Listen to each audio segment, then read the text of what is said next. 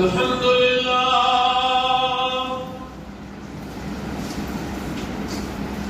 الحمد لله رب العالمين والصلاة والسلام على سيد الأنبياء والمرسلين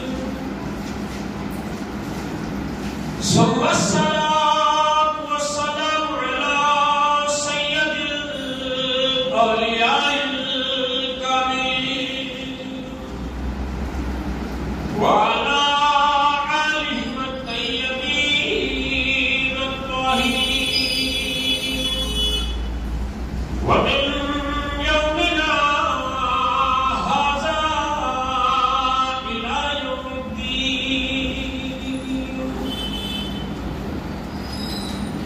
أما بعد فأعوذ بالله السميع العليم من الشيطان بسم الله الرحمن الرحيم. قل لا أسألكم عليه أجرا إلا المودة في القربى. صدق الله مولانا العظيم وصدق رسوله النبي الكريم الأمين.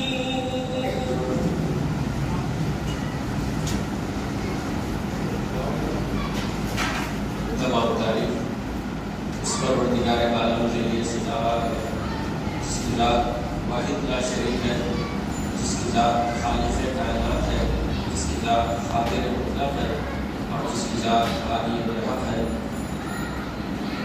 مقدس درود و سلام وجہ تخلیق کائنات نور خدا افضل الانبیاء رحمت للعالمین مراد المشتاقین راحت العاشقین حضور محمد مصطفیٰ صلی اللہ علیہ وسلم پر اور سید الاولیاء امام آخر الزمان حضرت میرا سید محمد مہدی موعود خاتم ولایت محمدیہ پر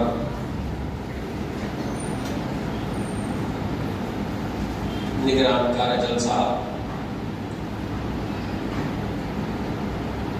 حضرت مولانا سید علی اشرفی صاحب قبلہ،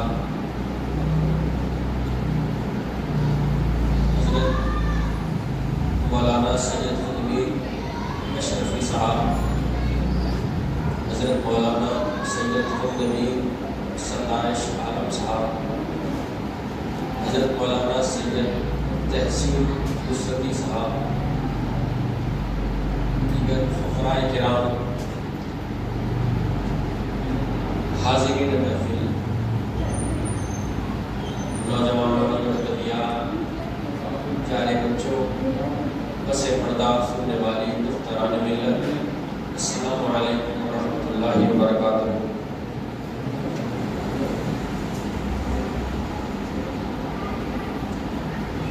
جیسا کہ آپ اس بات سے بخود واقف ہیں، آج کا یہ مخصوص دن روز روشن کی طرح آیا ہے. ہر سال سارے عالم میں 10 محرم الحرام یعنی یوم عاشوراء کے دن عرف عام میں لوگ اس کو 10 محرم کا دن یا پھر شہادت امام حسین کے نام سے یاد کرتے ہیں. معلوم ہونا یہ چاہیے کہ یہ 10 محرم کا عظیم دن مسلمان اسلام کے لیے کتنی خصوصیت کا حامل ہے. یہ اور بات ہے کہ 10 محرم کو حضرت آدم علیہ نبینا کی توبہ قبول ہوئی. یہ اور بات ہے کہ حضرت نوح نجی اللہ علیہ السلام کی کشتی کنارے لگی. یہ اور بات ہے نار نمرود حضرت ابراہیم خلیل اللہ پر گلزار ہوئی. یہ اور بات ہے کہ 10 محرم ہی کے دن حضرت عیسیٰ علیہ نبینا کی ولادت باسعادت ہوئی.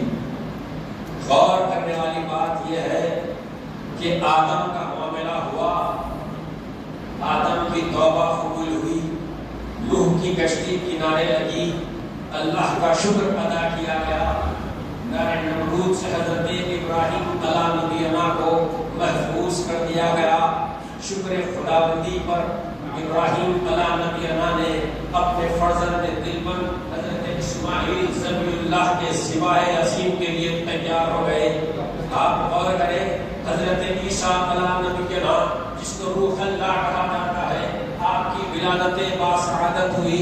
یہ تمام کے تمام معاملات اللہ تبارک و تعالیٰ نے یکے بعد دیگر رکھتے ہوئے مخلوق انسانی کے ذہن کو بنانے کی کوشش کر رہا تھا کہ اے مسلمانوں، اے انسانیت کے ماننے والوں، تم یہ نہ سمجھنا کہ صرف آدم کی توبہ قبول ہوئی، نوح کی کشتی کنارے لگی، اس ابراہیم علیہ نبینا کی آپ گلے گلزار ہوئی، عیسیٰ روح اللہ کی ولادت باسعادت ہوئی. معلوم ہونا تمہیں یہ بھی چاہیے کہ نواسۂ رسول جس کو امام علی مقام حضرت حسین علیہ السلام کے نام سے یاد کیا جاتا ہے، جس کی شہادت عظیم سے اسلام کے پرچم کو سربلندی حاصل ہوئی. غور کرنے والی بات یہ ہے کہ وہ امام علی مقام اس انداز سے، اس کیفیت سے اپنی قربانی کے عزم کو لے کر آپ آگے بڑھے ہیں.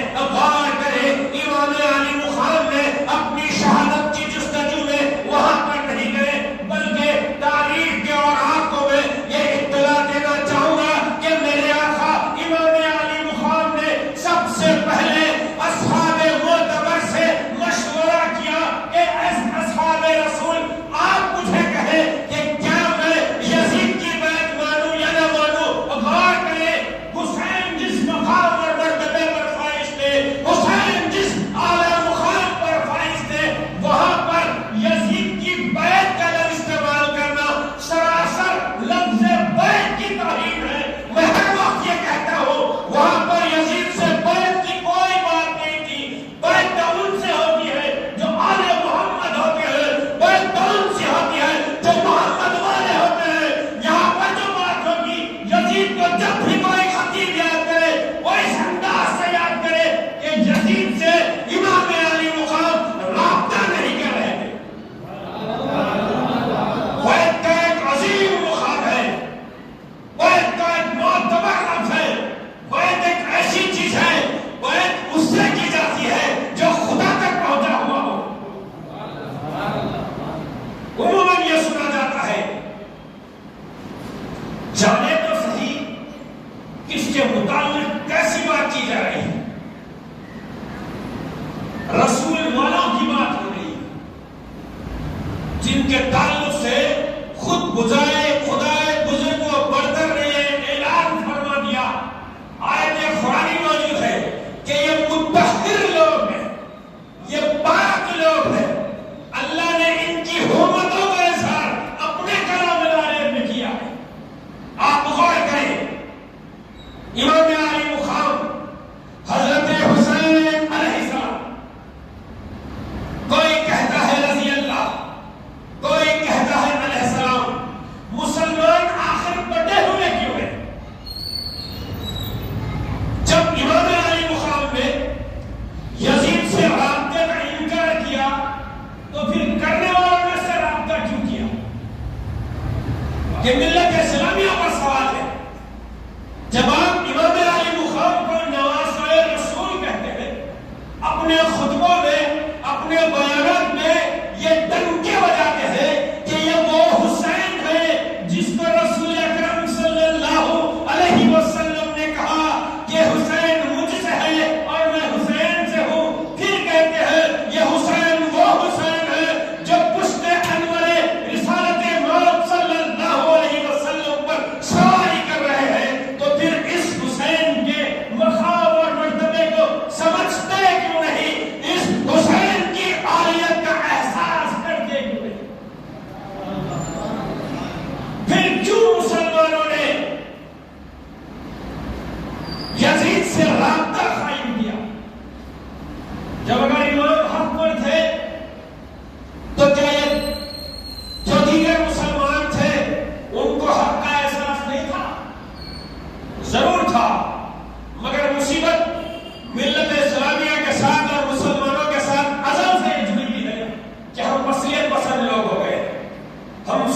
دوستی کو مینٹین کرنے کے لیے، اپنے روابط کو قائم اور دائم کرنے کے لیے سیدوں کو دھوکہ دیتے ہیں، آل رسول کو دھوکہ دیتے ہیں۔ آپ کو پتا بھی ہے کہ یہ جو شہادت ہے یہ ایک ایسی شہادت ہے، شہیدوں کے شہید ہیں میرے شاہ، ان کی شہادت کا اعلان مصطفیٰ نے ام سلمہ رضی اللہ تعالیٰ عنہ جو سرکار دو عالم صلی اللہ علیہ وسلم کی زوج اطہر ہے، آپ کے سامنے روبرو آپ نے اظہار فرما دیا تھا، آپ نے فرمایا تھا کہ اے ام سلمہ، جس وقت اس شیشی کی مٹی اپنا رنگ بدل کر لال ہو جائے، سمجھ جانا کہ میرے لال کو کسی نے ذبح کر دیا۔ تو یہ بشارت مصطفیٰ پر شہادت حسین ہوئی ہے، جس کے گواہ محمد رسول اللہ ہے، جس کے گواہ ام سلمہ رضی اللہ تعالیٰ عنہ ہے۔ آپ غور کریں کہ کئی ایک اصحاب رسول نے دعا کی تھی اپنی زندگیوں میں کہ اے پروردگار سن 60 ہجری سے پہلے ہم کو دنیا سے اٹھا لے، کیونکہ سن 60 ہجری میں ایک ایسا فتنہ برپا ہونے والا ہے۔ آج لوگ فتنے کو سمجھتے نہیں، اگر کوئی دین میں اصلاح کے طور پر، دین میں عقیدت کو بڑھانے کے لیے، دین کو سنوار کر پیش کرنے کے لیے اگر کچھ اچھی باتیں، بیجا نہیں اصول کے مطابق باتیں اگر کوئی پیش کرتا ہے تو لوگ اسے فتنہ تصور کرتے ہیں۔ تب آپ سوچیں مسلمانوں کی سمجھ کی سطح کتنی گری ہوئی ہے، مسلمانوں کی سمجھ کی سطح کتنی گر چکی ہے۔ دین میں اگر اصلاح کا معاملہ ہو رہا ہے، دین کو سنوارنے کا معاملہ اگر ہو رہا ہے تو لوگ یہ سمجھتے ہیں کہ فتنے کا دور شروع ہو گیا۔ فتنہ تو وہ تھا جب تمہارے آباء و اجداد نے اس لعین لعنت پر، جس پر اللہ کی ہر وقت لعنت ہے، وہ پلید معاویہ کے بیٹے یزید پر جو لعنت قائم اور دائم ہے، اس یزید لعنتی کی بیعت کی تھی۔ ارے جس کا خون بہتا ہے ان کو درد کا احساس ہوتا ہے، صرف تاریخ کو جمع کر دل لگیاں کرنا، دل بہلا لینا، یہ کوئی حق ادا کرنے والی بات نہیں۔ حسین کی شہادت ہماری روحوں کو جلا اور طہارت دیتی ہے۔ آج ہماری پریشانی یہ ہے کہ ہماری نسبت کھو گئی، ہماری نسبت ان سے نہیں ہے جن سے ہونا چاہیے، جنہوں نے اپنے خون سے اسلام کے چمن کو سینچا۔ برادران محترم، کئی اصحاب رسول نے اس وقت بارگاہ یزدی میں دعا کی تھی کہ اے مولا سن 60 ہجری کے فتنوں سے ہم کو بچانا، کیونکہ اصحاب رسول کو بھی یہ معلوم ہو گیا تھا کہ یزید پلید اپنی پلیدیاں پھیلانے والا ہے۔ تو بہرحال ایک ایسا پرآشوب دور، ایسا ظلم اور زیادتی کا معاملہ اہل بیت کے تھار کے ساتھ ہو رہا ہے۔ آپ غور کریں، ابھی میں نے جس آیت کلام اللہ کی تلاوت کی ہے، جس میں اللہ تبارک و تعالی نے محبوب محمد رسول اللہ صلی اللہ علیہ وسلم کے ذریعے ہم غلاموں اور امتیوں کو اس بات کا احساس کرواتے ہوئے ہمارے ہوش کو اجاگر کر رہا ہے کہ اے مسلمانوں، اے مومنوں، تم کو کرنا کیا ہے۔ ارشاد باری تعالیٰ ہوا، قل لا اسألکم علیہ اجرا الا المودۃ فی القربى۔ قرآن پاک میں جہاں کہیں بھی آپ کو لفظ خل ملے تو آپ سمجھ جانا کہ اپنا خدا اپنے محبوب سے رازداری کر رہا ہے، کیونکہ وہاں پر سوائے مصطفیٰ کے کوئی اور اس کتاب میں شامل نہیں۔ اللہ تبارک و تعالیٰ فرما رہا ہے، خل، کہہ دیجئے اے محبوب صلی اللہ علیہ وسلم، خل لا اسألکم علیہ اجرا۔ اے محبوب، آپ اپنے امتیوں سے کہہ دیجئے جو یہ بار بار یہ دعویٰ کرتے ہیں کہ ہم رسول کے غلام ہیں، ہم رسول کے خدمت گزار ہیں، ہم نے رسول کی محبت میں یہ کیا ہے، ہم نے رسول کی چاہت میں یہ اظہار کیا ہے۔ اللہ فرما رہا ہے کہ اے محبوب صلی اللہ علیہ وسلم، آپ ان کو بیدار کر دیجئے، آپ ان کو آگاہ کر دیجئے کہ اے لوگوں، جو کچھ بھی میرے دفعے میں، میرے صدقے میں تم کو ملا، اب آئے دیکھیں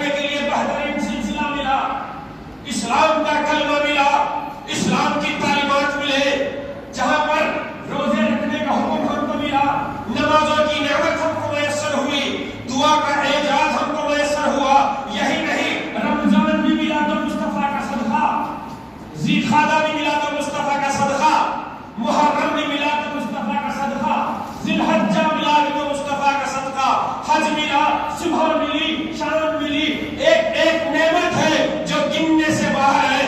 آپ غور کریں، لاتعداد نعمتیں ملی، وہ محمد رسول اللہ صلی اللہ علیہ وسلم کے صدقے میں ملی. آیت قرآن سے ثابت ہو رہا ہے کہ اے لوگوں، جو کچھ بھی میرے طفیل میرے ذریعے تم کو ملا، جو کچھ بھی نعمتیں تم کو ملی، اس پر قربان جاؤ، قربان جاؤ.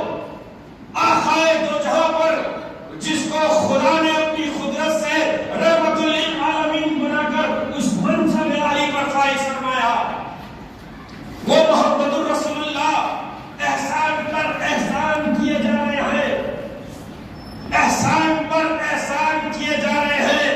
اگر کوئی ایمان والا ایمانداری کے ساتھ 2 رکعت نماز، جس کو ہم تحیۃ الوضو کے نام سے یاد کرتے ہیں، 2 رکعت نماز کی ادائیگی کے بعد، مناجات کے بعد تھوڑی دیر کے لمحے کے لیے فکر کرنے کی کوشش کرے، اس طرف توجہ تو کرے، توجہ وہاں کرے جہاں سے سب کی مرادیں پوری ہوتی ہے.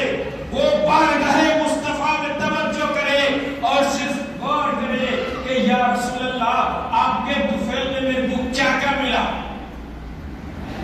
ایک ایک چیز ہوگی جو یاد آئے گی، ایک ایک نعمت ہوگی جو یاد آئے گی، ایک ایک انعام جو آپ کو میسر ہوا ہے وہ یاد آئے گا، ایک ایک کامیابی وہ ہوگی جو آپ کو یاد آئے گی. آپ غور کریں، جب بات پوری سمجھ میں آ جائے گی تو آپ مناجات کے بعد پھر ایک سجدہ کریں گے، وہ مصطفیٰ کے لیے ہوگا. برادران محترم،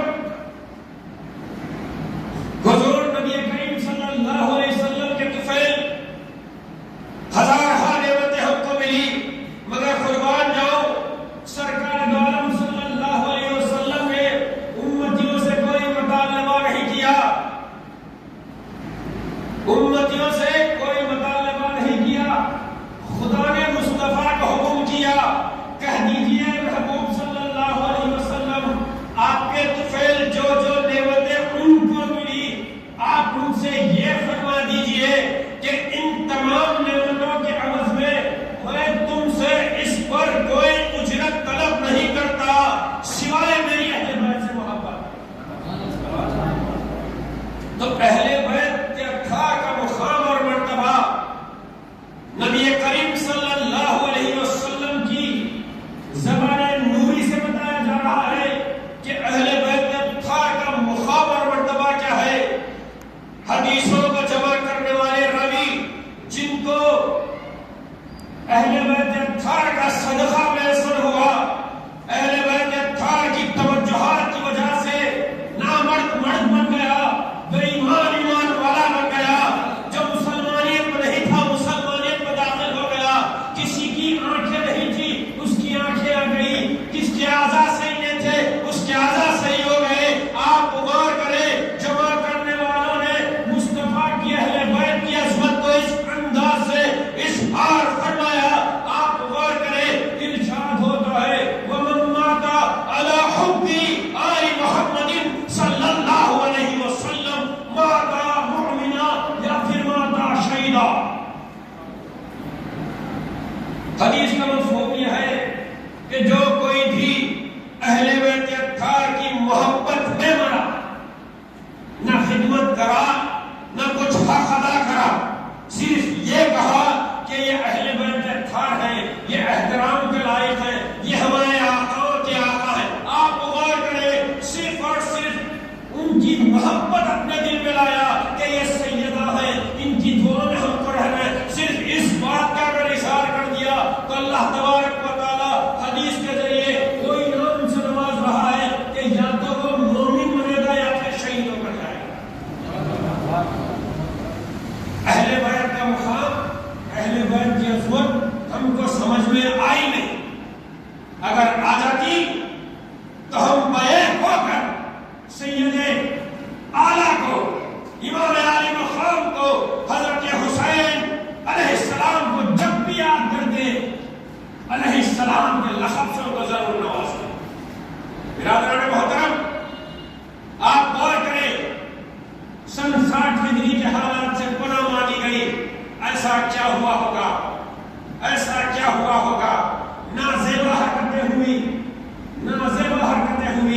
حبیب ابن مظاہر جو امام حسین علیہ السلام کے ایک دوست تھے، آپ نے جیسے ہی معاملہ طے ہوا، اصحاب رسول سے مشورہ کیا گیا تو انہوں نے کہا کہ آپ کو جب کوفہ سے دعوتیں آ رہی ہیں، خطوط آ رہے ہیں، تو آپ کو یہ لازم آتا ہے کہ آپ ان کی دعوت کو قبول کریں۔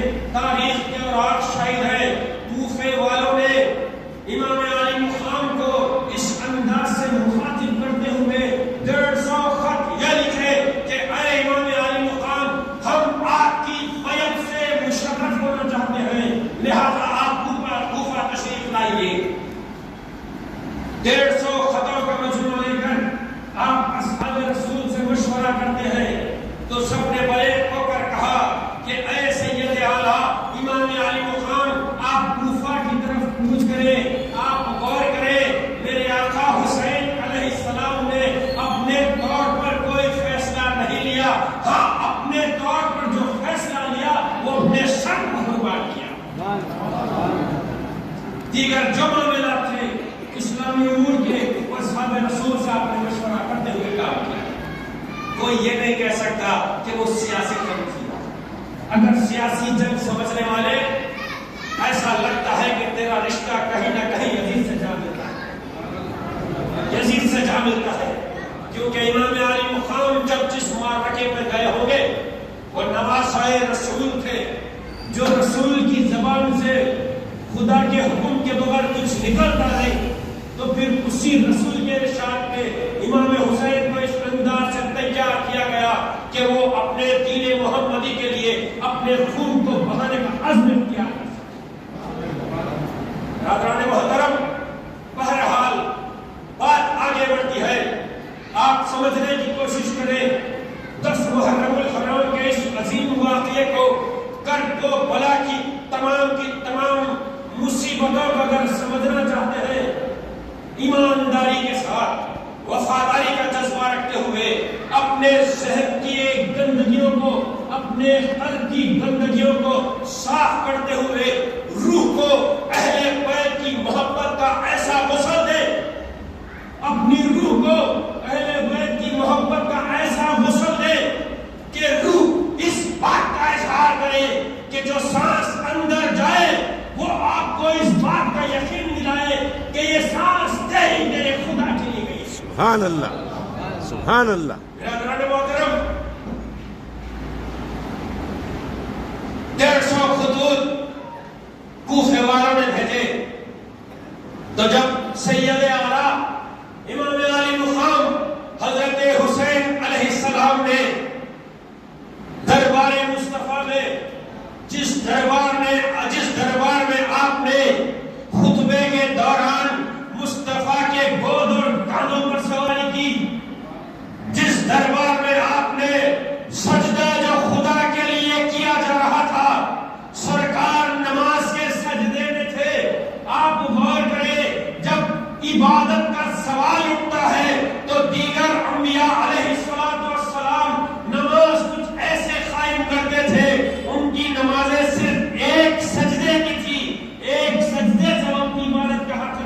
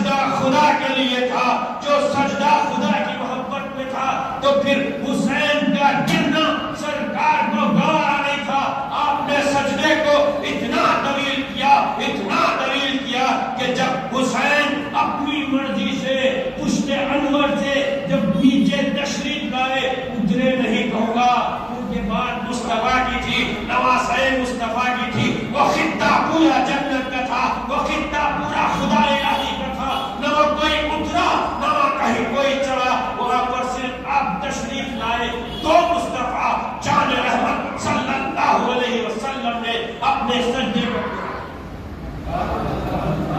تو یہ اہل بیت اطہار کے ذکر کے لیے ہم یہاں بیٹھے. یہ ذکر ہمارے ایمان کو کامیاب اور کمال پر لے جاتا ہے. یہ ذکر ہماری روحوں کو طہارت دیتا ہے. یہ ذکر ہمارے قلب کی گندگیوں کو دور کر کر خدا کے ذکر کو آسان ہونے کا ذریعہ بنتا ہے. آج پریشانی کیسی ہے؟ نہ ہماری نماز میں وہ سکون ہے، نہ ہماری دعاؤں میں وہ سکون ہے. اس کی وجہ یہ ہے کہ ہم نے نماز سیکھی ہی نہیں ویسی جو سیکھنی تھی. ہم نے نماز ادا کی ہی نہیں جیسے کہ ادا کرنی تھی. بات آگے بڑھ جائے گی، بہت دور چلے جائے گی، پھر جیبیں گوئیاں شروع ہو جائیں گے کہ یہ کیا کہہ دیا، یہ کیا بول دیا. ایمانداری کا تقاضا یہی ہے، جو چھپے ہوئے پردے ہیں ان کو اٹھا کر روشن کرنے کی ضرورت ہے، تبھی مہدویت کے موتی لوگوں کو اپنی آنکھوں سے دکھائی دیے جائے. حضرات محترم، حضرت امام علی مقام حضرت حسین علیہ السلام کوفے والوں کی دعوت پر آپ کوفہ روانہ ہونے کی تیاری میں ہیں.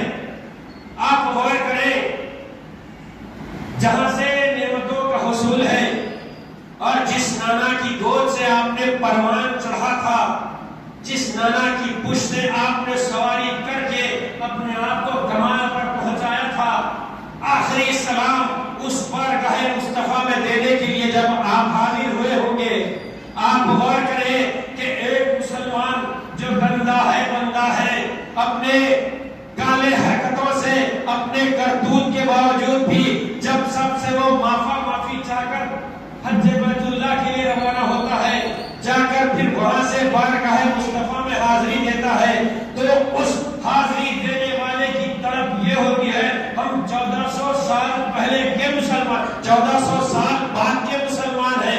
آپ غور کریں، 1400 سال بعد کے مسلمان کی کیفیت یہ ہے، جب کبھی وہ مواجہ شریف کے قریب ہوتا ہے تو اس کی سانسیں حرکت میں آتی ہیں، وہ بے چین اور بے قرار ہو جاتا ہے، دل رونے لگتا ہے تو آنکھ سے آنسو کا اظہار ہوتا ہے. بارگاہ مصطفیٰ ایک ایسی خانقاہ ہے، ایک ایسی جائے معتبرہ ہے کہ وہاں پر ایمان والا جب اپنی حاضری دیتا ہے تو اس کا دل پہلے روتا ہے، بعد میں چہرے سے اظہار ہوتا ہے.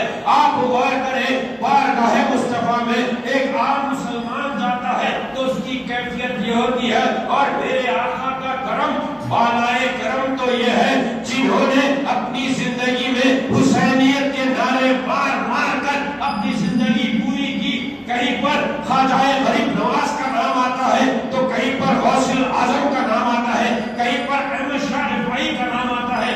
آپ غور کریں، وہ درمیانی وقت کے مسلمان، ولایت کے دور کے درمیانی وقت کے مسلمان جنہوں نے حسین کے نام کا صدقہ لے کر اپنی ولایتوں کو مکمل فرمایا تھا، وہ بزرگان دین جب جا کر بارگاہ مصطفیٰ میں سلام عرض کرتے ہیں تو سرکار ذیفار احمد مختار، دونوں عالم کے تاجدار جناب محمد رسول اللہ صلی اللہ علیہ وسلم جو رحمت للعالمین بھی ہے، خاتم النبیین بھی ہے، آپ کے کرم، بالائے کرم کا عالم یہ ہے کہ آپ اس بارسا مسلمان کے سلام کا جواب نائل کرتے ہیں. آپ غور کریں، ایک چھوٹا مسلمان جائے گا، وہ بھی مصطفیٰ کی بارگاہ میں سلام کرے گا تو اس کو جواب سنائی نہیں دیا جائے گا، مگر دل میں یہ خوشی ہوگی کہ میرے سرکار نے میرا سلام قبول کر لیا.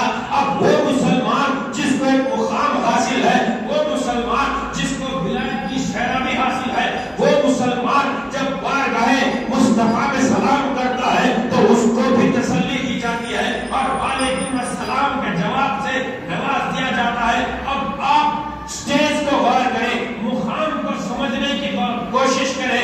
آپ مسلمان کا بھی مقام ہے مصطفیٰ کے پاس اور اس مسلمان کا بھی مقام ہے مصطفیٰ کے پاس جس نے ولایت کے چمن سے سیرابی حاصل کی ہے. تو یہاں پر نہ کوئی عام مسلمان ہے، نہ کوئی عام ولی ہے، یہاں پر تو نواز رسول ہے، دل بند فاطمہ ہے، سرتاج مولائے کائنات ہے. آپ غور کریں حسین ابن علی ابن ابی طالب علیہ السلام بارگاہ مصطفیٰ میں عرض ہے اور اپنے نانا سے عرض کر رہے ہیں السلام علیکہ یا رسول اللہ صلی اللہ علیہ وسلم.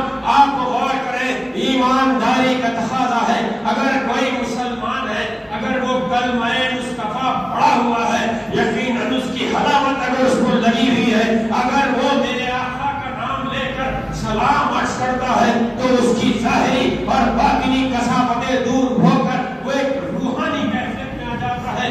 آپ غور کریں وہ حسین جس نے محمد رسول اللہ سے بوسہ بھی لیا تھا، وہ حسین جس نے مصطفیٰ کے بغل گیر ہو کر جو شہادت بھی میسر کی تھی، وہ حسین جس نے اپنے نانا کے ہاتھ سے کھانا بھی کھایا تھا، وہ حسین جس نے پشت انور پر سواری بھی کی تھی، وہ حسین کی کیا کیفیت ہوگی. بارگاہ مصطفیٰ میں سلام عرض کرتے ہیں اور کہتے ہیں کہ اے نانا جان، آپ کی امت کے مسلمان میرے خون کے پیاسے ہو گئے ہیں، آپ کی امت کے مسلمان آپ کی شریعت میں مداخلت کر رہے ہیں، وہ کیا کیفیت ہوگی. بارگاہ مصطفیٰ ہے، بارگاہ مصطفیٰ ہے. وہ آنسو جو سرکار نے اپنے فرزند دلبر حضرت ابراہیم رضی اللہ تعالی عنہ کی وفات پر نہیں بہائے تھے. آپ غور کریں جب بی بی نے پوچھا کہ اے رسول اللہ صلی اللہ علیہ وسلم، کیا آپ کو اپنے فرزند کے جانے کا کوئی غم نہیں؟ آپ غور کریں میرے آقا نے اس وقت مسلمانوں پر احسان کرتے ہوئے خدا کے پاس مقبول ہونے کا ایک ایسا موقع عنایت فرمایا. اگر کوئی ہوش مند مسلمان اس فرمان رسالت مآب صلی اللہ علیہ وسلم کو غور کر لے تو یقیناً اس کی سانسیں خدا کے ذکر اور اس کی زبان درود سے تر ہوگی. جب بی بی نے پوچھا کہ یا رسول اللہ، کیا آپ کو آپ کے فرزند کے جانے کا کوئی غم نہیں، تو اللہ تبارک و تعالیٰ کے محبوب محمد رسول اللہ صلی اللہ علیہ وسلم آزردگی کا احساس کرتے ہیں اور آزردگی کا اظہار کرتے ہیں. بی بی دیکھ کر خاموش ہو جاتی ہے.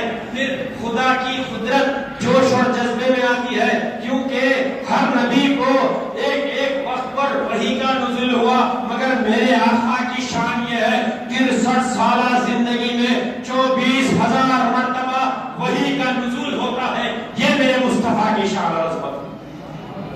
24,000 مرتبہ بارگاہ خداوندی سے وحی کا نزول ہوتا ہے. حضور اکرم صلی اللہ علیہ وسلم غم زدہ ہے، افسوس میں ہے. آپ غور کریں کہ سیدنا جبرائیل روح الامین کو اللہ کی طرف سے حکم ہوتا ہے کہ اے جبرائیل جانا بارگاہ مصطفیٰ میں اور ہمارا سلام پیش کرنا. ارے سلام پیش کرنا تو خدا کی سنت ہے، سلام پیش کرنا مصطفیٰ کی بارگاہ میں خدا کی سنت ہے. آپ غور کریں حکم خداوندی پر جبرائیل امین جس کو روح الامین کے منصب پر سرفراز کیا گیا، وہ روح الامین بارگاہ مصطفیٰ میں مدینہ المنورہ جو آج دلوا کا احاطہ ہے، وہاں پر ایک دروازہ ہے جس کو باب جبرائیل کے نام سے معروف کر دیا ہے. وہاں سے صرف کسی کی اگر آمد ہوتی تو وہ روح الامین کی آمد ہوتی. آپ غور کریں باب جبرائیل سے جبرائیل اپنا داخلہ لیتے ہیں، اجازت طلب کر کر بارگاہ مصطفیٰ میں اپنے سلام سے پہلے خدا کا سلام پیش کرتے ہیں. کیا شان رسالت مآب ہے، جبرائیل کی کیا حیثیت ہے کہ وہ اپنے طرف سے کوئی کلام کرے. جبرائیل پہلے خدا کا سلام پیش کرتے ہیں، پھر اپنا معروضہ پیش کرتے ہیں کہ اے اللہ کے رسول، خداوند قدوس نے آپ کو سلام بھیجا ہے اور یہ پوچھ رہا ہے کہ آخر آپ کو اتنا غم زدہ رہنے کی ضرورت کیا ہے. تو جبرائیل امین کو سلطان ذی الوقار، دونوں عالم کے تاجدار جناب محمد رسول اللہ صلی اللہ علیہ وسلم نے فرمایا کہ اے جبرائیل، کیا تم جانتے نہیں ہو میرے فرزند دلبر حضرت ابراہیم کا وصال ہو چکا ہے. آپ غور کریں آنن فانن جبرائیل اس پیغام کو لے کر بارگاہ یزدی میں پہنچے. اب نوجوان نسل یہ بے چین اور بے قرار ہے کہ آنن فانن مانند کیسی حدیثیں ہم تک پہنچی ہے؟ یہ حدیثیں قدسی ہے، یہ کسی کے واسطے سے نہیں آئی ہے، یہ 2 4 5 واسطوں سے نہیں، یہ حدیث جبرائیل ہے۔ خدا کا حکم ہوا مصطفیٰ پر، مصطفیٰ کے نور سے اظہار ہوا جبرائیل۔ برادران محترم، تو حدیث جبرائیل کا ایک اپنا مقام اور مرتبہ ہے۔ بہرحال جبرائیل بارگاہ خداوندی میں جاتے ہیں اور بارگاہ الہی میں عرض کرتے ہیں، یہ اے ہمارے الہ، میں نے سرکار دو عالم سے گفتگو کا نیاز حاصل فرمایا اور آپ نے جواب یہ دیا ہے کہ کیا جبرائیل تم جانتے نہیں ہو میرا بیٹا ابراہیم مجھ سے جدا ہو چکا ہے؟ تو اللہ تبارک و تعالیٰ کی قدرت جوش اور جذبے میں آ کر یہ کہتی ہے، یہ ارشاد فرماتی ہے کہ اے جبرائیل جا کر میرے محبوب سے کہہ دینا کہ اتنا غم زدہ ہونے کی ضرورت نہیں ہے، اس ایک فرزند رسول کے عوض میں نے اپنی قدرت سے ساری امت مسلمہ کو رسول کی پانی اولاد بنا دیا۔ تو اب مسلمانوں کا یہ فریضہ ہے، اب مسلمانوں کی یہ ذمہ داری ہے کہ تم صرف کلمہ پڑھنے والے نہیں رہے بلکہ رسول کی روحانی اولاد میں تمہارا شمار ہو گیا۔ تو جب رسول کی روحانی اولاد کا جب اعزاز تم کو نصیب ہوا تو رسول کی حقیقی اولاد کا کیا کام ہوتا ہے، ان کے درد کو احساس کرنے کی ضرورت ہے۔ 10 محرم کے موقع پر چاہے کوئی بھی پلیٹ فارم، یوم عاشورہ کے دن کسی کا بھی پلیٹ فارم ہو، ایک کہانی سنائے جیسا امام حسین کی شہادت کو سنانا ایک مسلمان کے لیے روا نہیں، ایک مسلمان کے لیے روا نہیں۔ اگر وہ ایمان والا ہے تو اس کا دل رونا، پھر آنکھ سے آنسو روا ہونا، سننے والوں کی بھی وہی کیفیت ہونا، کیونکہ سال میں ایک دن ذکر حسین ہوتا ہے، سال میں ایک دن ذکر حسین ہوتا ہے، تو یہ ایک ہی دن ہمارے لیے غنیمت ہے، اپنے آپ کو پاک اور صاف کر دیتے ہیں۔ اگر ایمانداری کے ساتھ ذکر حسین کا حق تو ادا نہیں کر سکتے، حق ادا کرنے والے وہ وارثان دین ہیں، جو دین کے وارث ہیں۔ ہم تو غلام ہیں، ہم غلام صرف اپنی غلامی کا ثبوت دے سکتے ہیں۔ یہ اعزاز ہم کو نصیب ہوا آل رسول اولاد علی میں شمار ہونے کا، یہ ہمارے لیے دوبارہ قسمت ہے، مگر ہم اس بات کا فخر نہیں کر سکتے کہ میں فلاں کا فلاں ہوں۔ اگر فلاں کا فلاں ہوں تو سب سے پہلے میں اپنے دل پہ نظر کرنا کہ کیا میں اپنے آپ کو سید بولنے کے لائق ہوں یا نہیں۔ سید کی ایک کیفیت ہوتی ہے، سید کا ایک ظرف ہوتا ہے، سید اپنے ظرف سے گرتا نہیں اور سید اپنی اڑان سے اوپر جاتا نہیں، سید کی ایک سطح ہوتی ہے۔ سید کی ایک سطح کیا ہے؟ اہدنا الصراط المستقیم۔ جب وہ اہدنا الصراط المستقیم کے راستے پر قائم ہوتا ہے تب جا کر خدا اپنی قدرت سے صراط المستقیم کو ایسی کامیابی دیتا ہے کہ صراط الذین انعمت علیہم کے ساتھ ساتھ وہ سید ہونے کی حیثیت میں آ جاتا ہے۔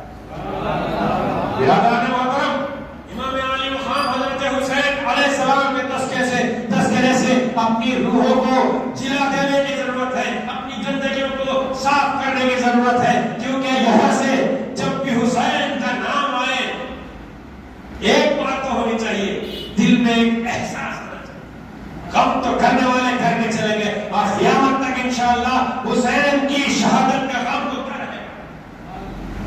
کوئی چیزیں مار مار کر روئے گا، کوئی آواز نکال کر خطاب کرے گا، کوئی اپنے نفس پر ظلم کرے گا، کوئی اپنی خواہش کو ختم کرے گا، جب تک کہ اشعار غم نہ ہوگا دلوں کی گندگیاں دور نہیں ہو سکتی۔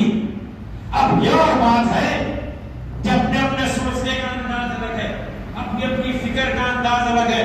قرآن کریم جیسی معتبر کتاب کو، جو تمام کتابوں میں کامیابی پانے والی کتاب کو ہر ایک مصنف نے اپنے خیال سے تفسیر کا اہتمام فرمایا۔ آپ دیکھ لیں، اہل سنت کے مسلک کو دیکھ لیں، وہابیوں کو دیکھ لیں، تبلیغیوں کو دیکھ لیں، برحال جو بھی ہیں فرقے ان کے، وہ سب کو دیکھ لیں، ہر ایک مصنف کا ایک اپنا الگ شہر ہے۔ وہ اپنی ریڈنگ سے، اپنے مطالعے سے، آیت کے ترجمے کے ساتھ اپنا ایک نچوڑ نکال کر اپنی تفسیر کو باہر لاتا ہے۔ تو انسان اپنی سوچ سے کچھ بھی سوچ سکتا ہے، مگر کامیاب مومن وہ ہوتا ہے مرضی سے اپنی مرضی کو چلائے، اسی کو ہمارے پاس ایک دائرے کی شکل میں قید کر دیا گیا ہے، صحبت کے معاملے کو فرض کر دیا گیا ہے۔ بہت آسان پیٹرن میں بڑی بڑی باتیں سمجھ میں آ جاتی ہیں ضرور، مگر عمل کے میدان میں جب ہم نکلتے ہیں تو بالکل پیچھے ہو جاتے ہیں۔ برادران محترم، بات آگے بڑھتی ہے۔ آپ غور کریں، کوفے والوں نے 150 خطوط لکھ کر امام علی مقام کو اپنی طرف بلایا تو میرے آقا امام علی مقام حضرت حسین علیہ السلام نے ان کی دعوت کو قبول کرتے ہوئے پہلے اپنے بھائی مسلم بن عقیل کو ان کے 2 بچے عون اور محمد کے ساتھ کوفہ روانہ کیا۔ کوفہ روانہ کرنے کے بعد کوفے والوں نے بڑے شاندار طریقے سے سیدہ کا استقبال کیا، تعظیم و تکریم کی، اور سیدہ بیچارے اتنے بھولے بھالے، اگر کوئی عزت دے کے بلایا تو کہیں بھی چلے جاتے۔ سیدہ اتنے سیدھے سادے ہوتے، سید دماغ والا نہیں ہوتا، دل والا ہوتا۔ دماغ والا سید نہیں ہو سکتا، دل والے سیدہ ہوتے، جو بھی کرتے محبت میں کرتے، عشق میں فنا ہو جاتے۔ اور ہم کو تعلیم کی وہی عشق ملی ہے جو فنا کر کے خدا کے پاس بقا دلا دے۔ برادران محترم، غور کرنے والی بات یہ ہے، اپنے بھائی مسلم بن عقیل اور ان کے 2 بچے محمد اور محمد معصوم بچوں کو بھیجا گیا، استقبال کیا گیا، ان کی توقیر کی گئی۔ وہ کیفیتوں کو دیکھ کر بھولے بھالے مسلم بن عقیل، میں تو یہی کہوں گا، بھولے بھالے مسلم بن عقیل اپنے معصوم بچوں کو بغیر کچھ سوچے سمجھے صرف یہ سوچا کہ مجھے حکم کس کا ہوا ہے، مجھے حکم امام علی مقام کا ہوا ہے۔ تو بیعت اس چیز کا نام ہے، انہوں نے بیعت ان کی تھی، اس واسطے اس بیعت کے رنگ کو بتا رہے ہیں۔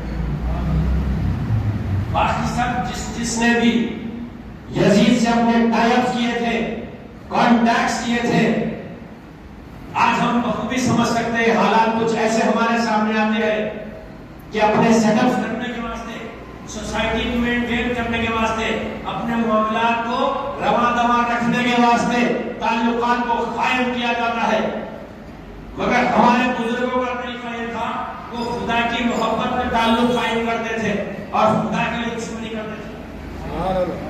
بہرحال حضرت مسلم بن عقیل اور آپ کے 2 صاحبزادے جاتے ہیں، کوفے والوں نے بڑا استقبال کیا، شان و شوکت کے ساتھ ان کو رکھا۔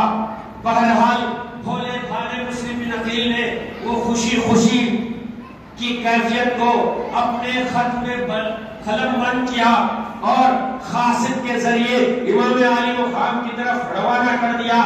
آپ غور کریں، مسلم بن عقیل کا جب خط پہنچتا ہے امام علی مقام کو، جس کے لیے سب روشن ہے، اس کے باوجود بھی وہ روشن ضمیری رکھنے والا حسین ابن علی ابن ابی طالب علیہ السلام کی کیفیت کا عالم یہ ہے۔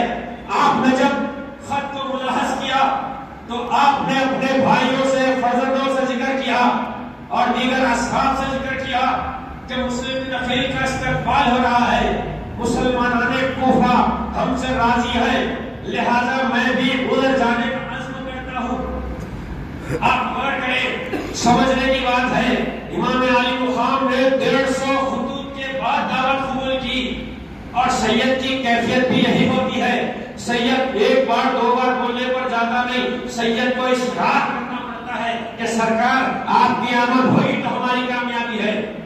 بہرحال امام علی مقام حضرت حسین علیہ السلام نے کوفے کا رخ کیا، اور جب آپ کو یہ خبر ملی تھی تو آپ نے اطمینان کے ساتھ اپنے اہل و عیال کے ساتھ، آپ غور کریں کون ہوگا خدا کا بندہ جو مصیبت کے معاملے کو جانتا ہوا، پریشانیوں کی کیفیت کو جانتا ہوا اپنے اہل و عیال کو ساتھ لے کر جائے، وہی جا سکتا ہے جو آل محمد ہے، وہی جا سکتا ہے۔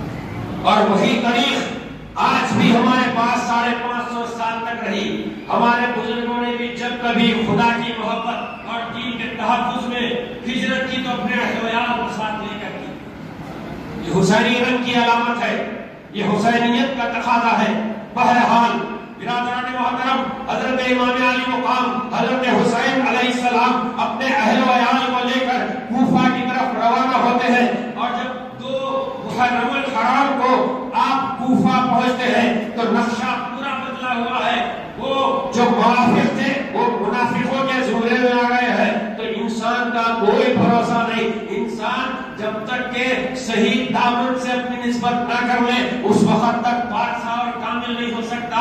اس واسطے کوفے والوں کی تاریخ تمام عاشقان مصطفیٰ اور عاشقان اہل بیت کے لیے ایک فکر کا لمحہ چھوڑتی ہے کہ کسی پر بھی ایسا اندھا دھند بھروسہ نہیں کیا جا سکتا، کیونکہ کبھی بھی کوئی بھی اپنے مزاج کو بدل کر خلاف شرع کوئی نہ کوئی کام اختیار کر سکتا ہے. بہرحال حضرت امام علی مقام 2 محرم الحرام کو پہنچ کر 3 محرم الحرام کو اپنے دوست حبیب ابن مظاہر کو خط لکھتے ہیں کہ اے حبیب، تم ہمارے دوست ہو اور ہم کو جو کیفیت ملی تھی اس بنا پر ہم کوفہ کی طرف روانہ ہوئے، مگر جب ہم نے یہاں کا حال دیکھا. آپ غور کریں، امام علی مقام کو خط پہنچتے ہیں، آپ اس خط کی اطمینان کے ساتھ کوفہ کی طرف روانہ ہوتے ہیں، اور اسی دوران میں کوفے والوں نے تو اپنی دشمنی کا اظہار فرمایا، کیونکہ ابن زیاد نے آ کر ان کوفے کے مسلمانوں پر ظلم اور زیادتی کا معاملہ اختیار کر دیا. اور اصول بھی یہی بتایا جاتا ہے، اگر آپ حالت نماز میں ہیں، کوئی سانپ آ گیا، کوئی ایسا جانور جو ہماری جان کو نقصان پہنچاتا ہے، تو آپ نماز سے باہر ہو کر اس کو مارنے کا حکم ہے. مسلمانوں کب تک کمپرومائزنگ زندگی کرو گے؟ نماز کو ٹھہرنے والا یہ دیکھ کر ضرور ٹھہرے گا کہ جگہ صاف ہے یا نہیں ہے، جگہ پاک ہے یا نہیں ہے، جگہ پر کوئی نقصان والی چیز تو نہیں ہے. کیسے سیٹلمنٹ اسلام کی تعلیم کو خراب کرنے کے لیے، اسلام کی تعلیم کے دھجیوں اڑانے کے لیے ایسی باتیں مسلمانوں کے گوش گزار کر دی کہ ان کے ایمان کا جو معاملہ ہے، ان کے یقین کا جو معاملہ ہے، وہ تذبذب میں آ گیا. برادران محترم، حضرت امام علی مقام حضرت حسین علیہ السلام کوفے والوں کی شرارت سے واقف نہیں تھے.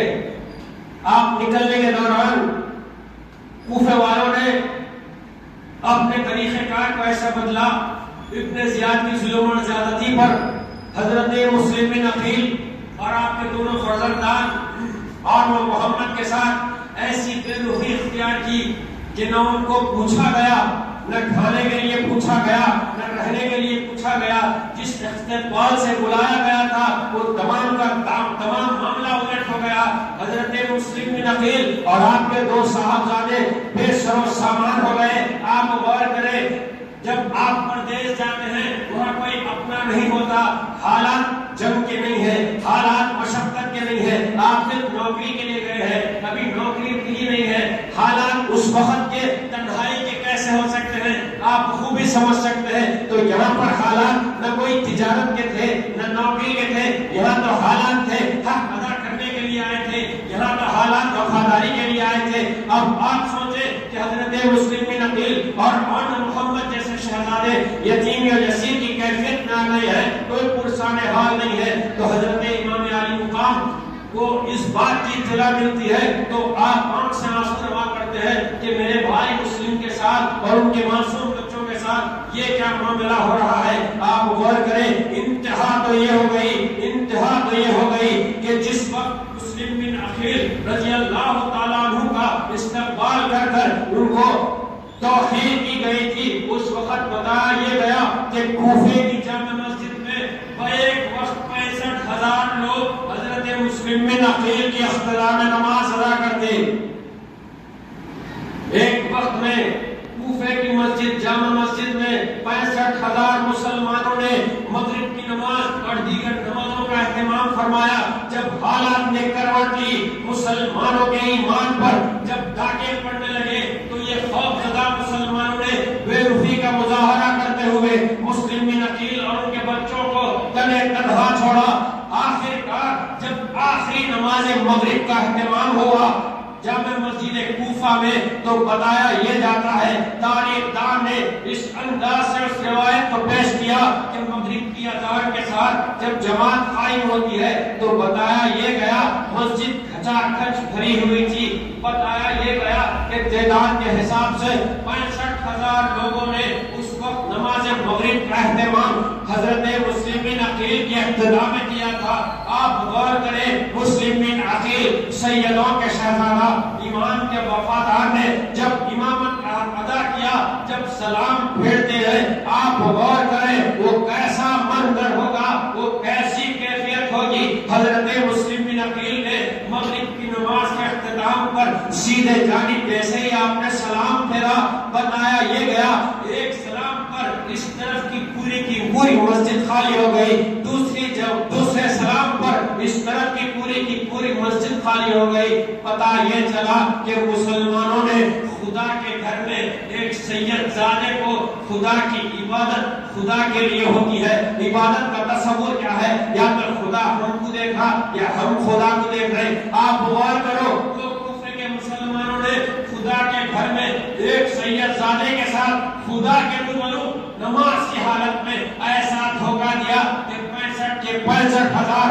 پورے فرار ہو گئے۔ مسلم بن عقیل اور آپ کے دونوں بچے کنے تنہا ہو گئے۔ ایک بڑھیا جس کا نام تاریخ میں کچھ بتایا گیا ہے جو ابن زیاد کے رشتہ داروں میں تھی، انہوں نے محمد و آل محمد کی محبت کا جذبہ رکھتے ہوئے مسلم بن عقیل اور ان کے صاحبزادوں کو اپنے گھر میں سہارا دیا۔ بہرحال تاریخ کے اوراق شاہد ہیں، کیفیتیں کچھ ایسی ملی ہے کہ ڈھونڈا گیا، ہر طرف سے پروانے نکل گئے کہ مسلم بن عقیل اور ان کے دو معصوم بچوں کو جہاں کہیں بھی ہو گرفتار کر لینا۔ آپ غور کریں، ابن زیاد نے اتنی ظلم اور زیادتی کا معاملہ کیا ہے۔ اسلام ہم تک جو پہنچا ہے، چاہے وہ سید سن رہا ہو یا غیر سید سن رہا ہو، لفظ اسلام کی بات کر رہا ہو، مسلمان کے لیے کر رہا ہو، اگر حقیقی طور پر کرب و بلا کا ایک ایک واقعہ، ایک ایک دن کی کیفیت اگر ایمانداری کے ساتھ سنتا ہے تو یقیناً اس کا ایمان تازہ ہو کر اسے پھر اسلام پر قائم ہونے کی ضرورت ہے۔ آپ غور کریں، ایسے مظالم اٹھائے گئے، ایسی تکالیف دی گئی، پھر حضرت مسلم بن عقیل اور ان کے دو معصوم بچوں کو ایک گھیرا ڈال کر چاروں طرف سے ان کو حملہ کر شہید کر دیا گیا۔ برادران محترم، اسلام ایسے ہی نہیں پہنچا۔ اسلام محمد و آل محمد اور غلامان محمد کے خون سے سینچا ہوا اسلام۔ آج ہم کو جو اسلام ملا وہ اس انداز اور اس طریقے سے ملا ہے۔ بہرحال امام علی مقام اپنے دوست حبیب ابن مظاہر کو خط لکھتے ہوئے 3 تاریخ کو خط روانہ ہوتا ہے کہ اے حبیب، تم ہمارے دوست ہو اور ہم بے وطن کوفے والوں کی دعوت پر ان کی منافقانہ حرکت کو سمجھے بغیر ہم کوفہ آ چکے ہیں اور ہم بہت پریشانی میں ہیں۔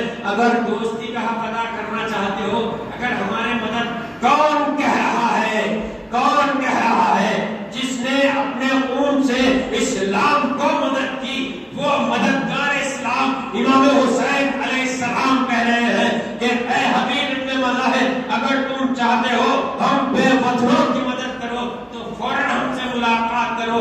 اگر یوم عاشور سے پہلے ہم سے ملاقات نہ کر سکو گے تو پھر روز محشر ہم سے ملاقات ہوگی۔ بہرحال حبیب ابن مظاہر آنن فانن جیسے ہی قد ملتحیاب آتے ہیں، آنے کے بعد ملاقات کا شرف حاصل کرتے ہیں، اور جو جس طریقے سے پھر دن آگے بڑھتے ہیں، مشقتیں بڑھتی ہیں، 7 محرم الحرام کا وہ ایسا خطرناک دن جہاں پر بڑے تو بڑے بچوں پر بھی ظلم ہوا تھا۔ معصوم بچے پانی کے لیے بلک رہے تھے، اگر آدھا گھنٹہ ہم کو پانی دیر سے مل گیا تو ہم بے چین اور بے قرار ہو کے اپنے گھر میں گڑبڑ شروع کر دیتے۔ برادران محترم، یہ انسانی فطرت کا تقاضا ہے۔ کب سمجھیں گے ان کی پیاسوں کی توق کو، کب سمجھیں گے ان کے غموں کے زخموں کو؟ جب تک کہ ان کی پیاسوں کو نہیں سمجھیں گے، ہماری ایمان کی پیاس نہیں بجھ سکتی۔ اگر ہماری ایمان کی پیاس بجھانا ہے تو اہل بیت اطہار کی پیاسوں کا احساس کرنے کی ضرورت ہے۔ 7 محرم الحرام سے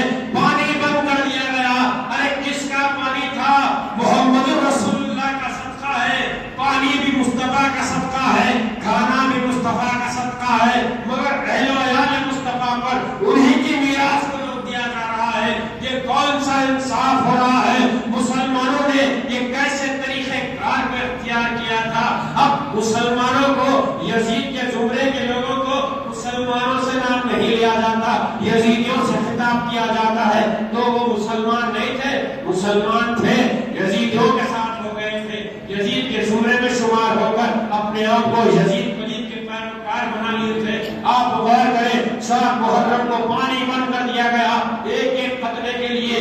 بی بی زینب، بی بی سکینہ بے چین اور بے قرار ہے، بے چین اور بے قرار ہے۔ اپنے چہیتے چچا حضرت عباس علمدار، وہ شہنشاہ، وہ حسین کا دل دادا، وہ حسین کا شہر، جس نے حسین کے حکم پر اپنی جان کو قربان کر دیا، اہل بیت اطہار کی خدمت کو اپنا نسب العین قرار دے کر حضرت عباس علمدار نے، میرے آقا نے ایسی کیفیت کا اظہار فرمایا۔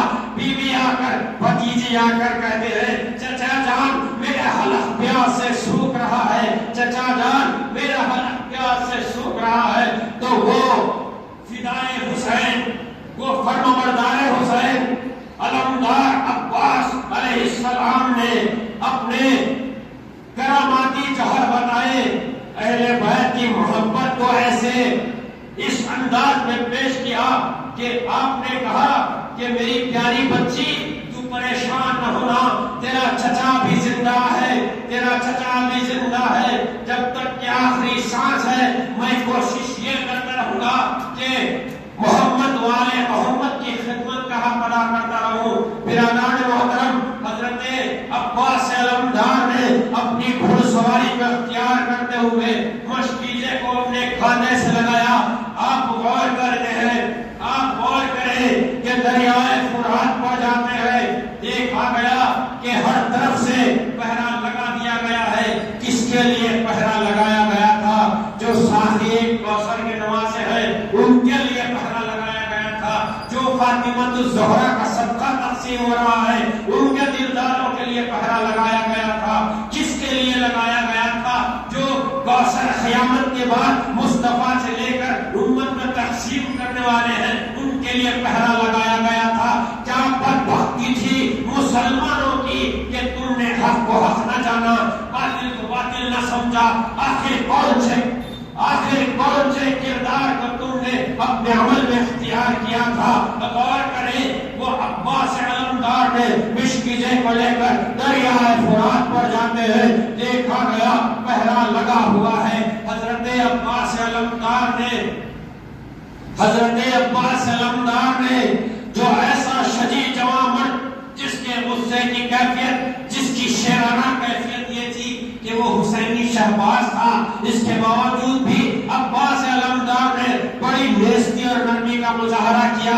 آپ نے فرمایا کہ اے یزید کے ماننے والوں، تمہیں آل رسول کا خیال کرنے کی ضرورت ہے، ان معصوم بچوں کی پیاس کا لحاظ رکھنے کی ضرورت ہے۔ خدایا تم تھوڑا سا پانی ان معصوم بچوں کے لیے دے دو، قربان جاؤ، قربان جاؤ۔ حضرت عباس علمدار نے اپنی پیاری اور بہترین گفتگو سے ان کو اپنی طرف متوجہ کیا، مگر جس کو ہدایت بند ہو جاتی ہے اور ہدایت بھی ہوتی ہے تو آل محبت کی محبت سے ہوتی ہے، آل رسول کی محبت سے ہوتی ہے۔ جس کے دلوں میں آل رسول کی محبت نہیں اس کو ہدایت نہیں، جس کو ہدایت نہیں اس کو کامیابی نہیں، اور جس کو کامیابی نہیں اس کا ٹھکانہ جہنم اور دوزخ میں ہوتا ہے۔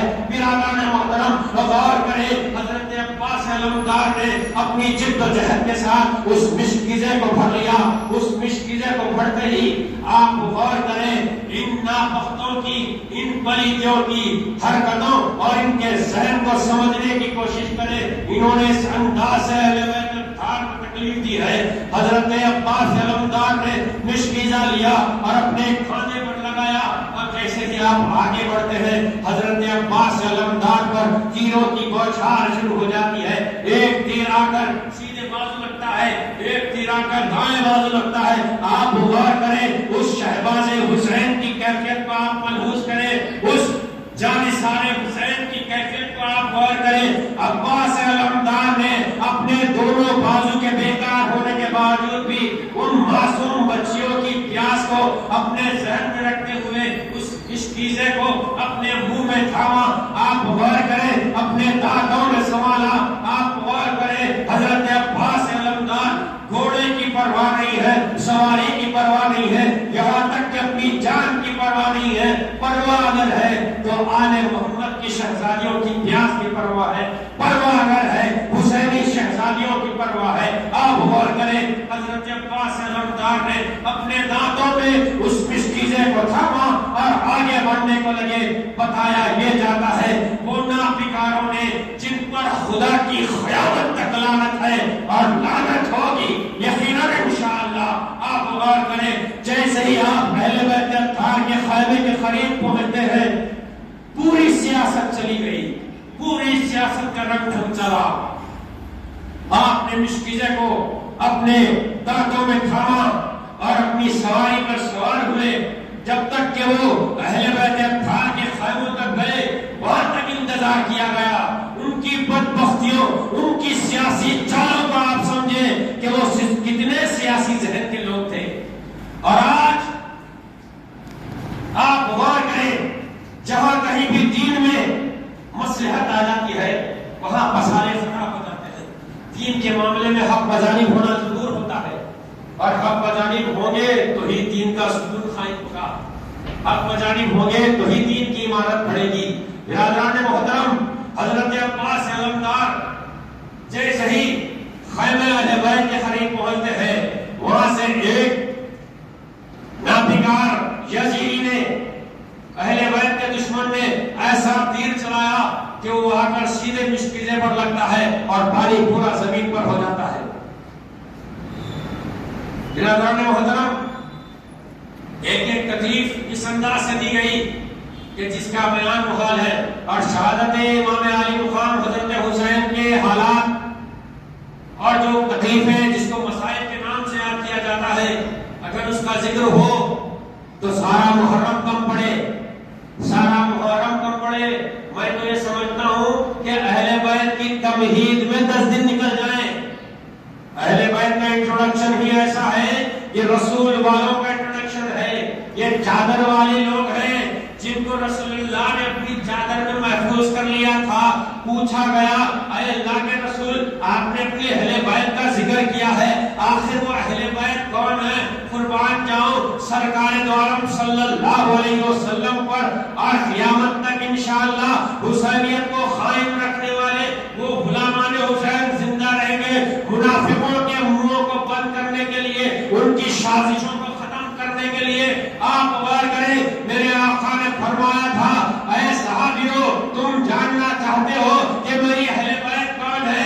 سن لو، آج میں اعلان کرتا ہوں، میری اہل بیت میں شمار ان کا ہے جن کو میں اس انداز سے یاد کرتا ہوں۔ اللہ کے رسول نے آواز دی، اپنی کالی چادر کو کھولا، ارے وہ کالی چادر ہی تو ہے جو تمہیں محشر میں سہارا دینے والی ہے، وہ کالی چادر ہی تو ہے تمہیں محشر میں کامیاب کرنے والی ہے۔ سرکار دو عالم نے اپنے نورانی کرم سے اس چادر کو کھول کر کہا، علی ہے، فاطمہ ہے، حسن ہے اور حسین ہے۔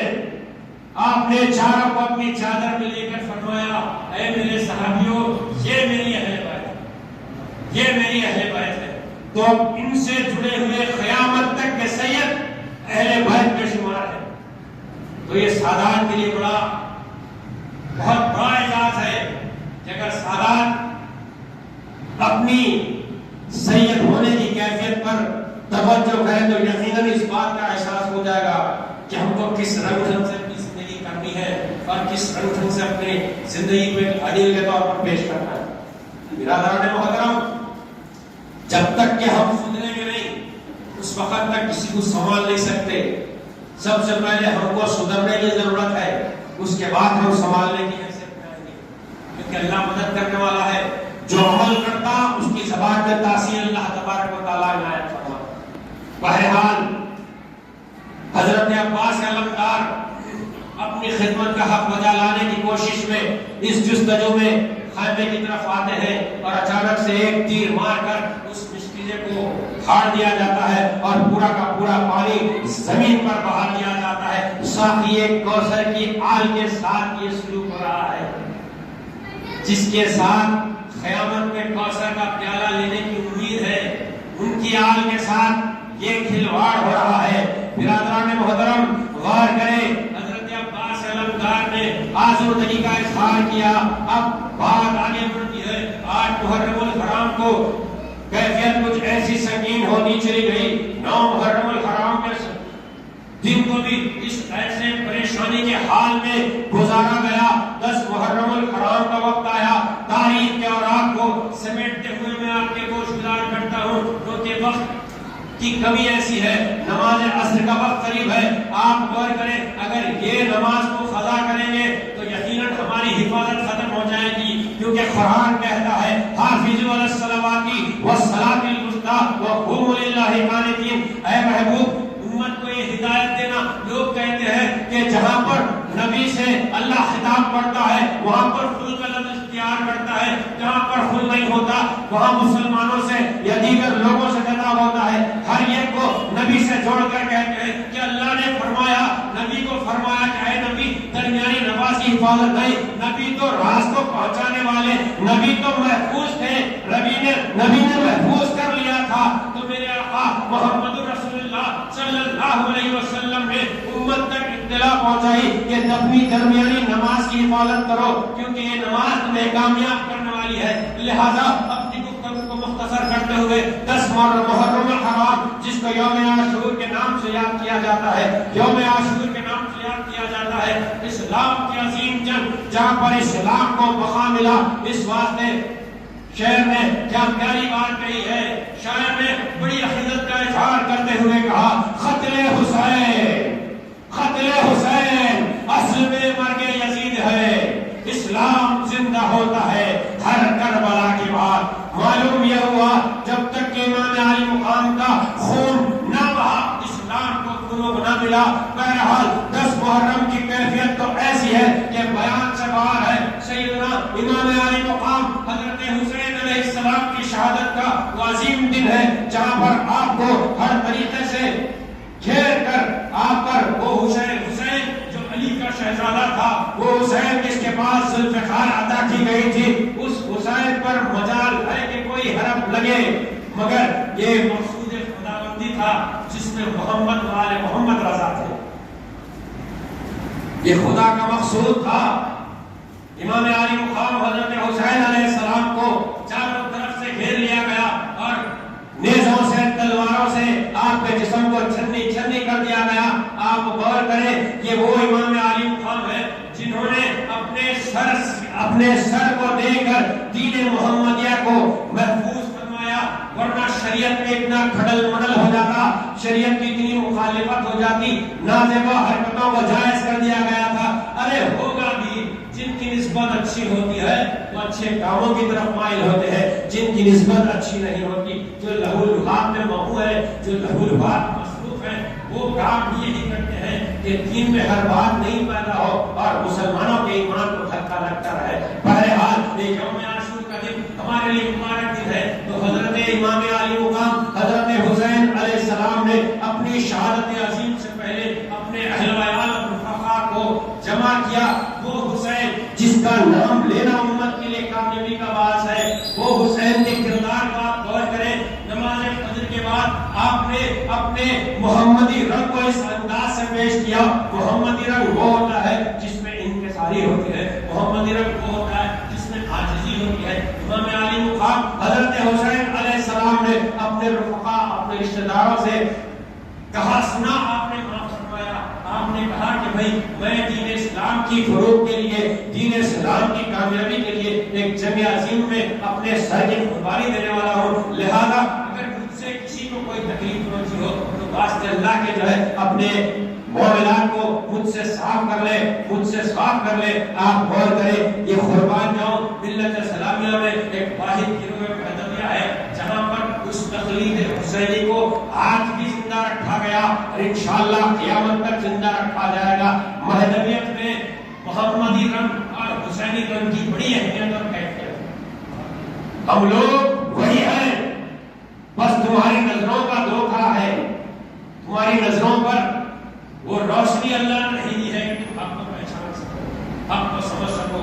फरमान चाहिए हम में भी वही कैफियत है। हमारे आका इमामुना महदी मौऊद खातमुल अंबिया मुहम्मदिया ने इस तरीके को कायम करते हुए इस सुन्नत हुसैनी को हम गिरोह मुक़द्दसा के مصنفوں پر یہ بات کو لازم کر دیا کہ ہم 10 محرم الحرام کو اب ایک نیا طریقہ واٹس ایپ پر دیکھا گیا ہے. میں گوش گزار کرنا چاہوں گا اور کچھ لوگوں سے بھی کہا ہوں کہ ہمارے بزرگوں کا جو طریقہ ہے وہ نماز فجر کے بعد معافی معافی کا ہے. اگر پریشانی یہ ہو رہی مغرب لگتے جو ہے دن شروع ہو گیا نا، آپ وجہ ہے حق پر ہے، مغرب کے ساتھ ہی اسلام کی تاریخ کے حساب سے دن بدل جاتا ہے، مگر بزرگوں کے کام کرنے کی ایک کیفیت ہوتی ہے. اگر ان کے طریق پر کام کریں گے، اس وقت اللہ نے فرمایا اہدنا الصراط المستقیم، سچے راستے کو اختیار کرو. کس کا راستہ؟ اب آپ جا کے معاویہ سے پوچھیں تو معاویہ سے نہیں مل سکتا صحیح راستہ، یزید سے پوچھیں تو یزید سے نہیں مل سکتا، مولا کائنات سے پوچھو کون سا راستہ، انہوں بتاتے صراط الذین انعمت علیہم. امام حسین سے پوچھو انہوں بتاتے صراط الذین انعمت علیہم کا اور اہدنا الصراط المستقیم کا راستہ کون سا.